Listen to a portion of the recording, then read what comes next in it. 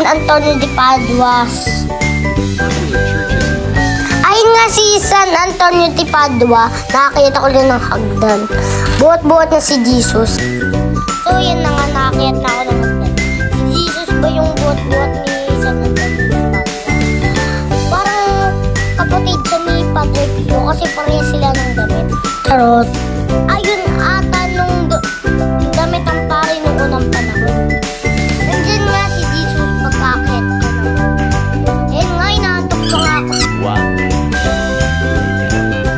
Papasok na tayo dito sa... Ipanalangin mo kami makasalanan ngayon at kung kami mamamatay. Amen.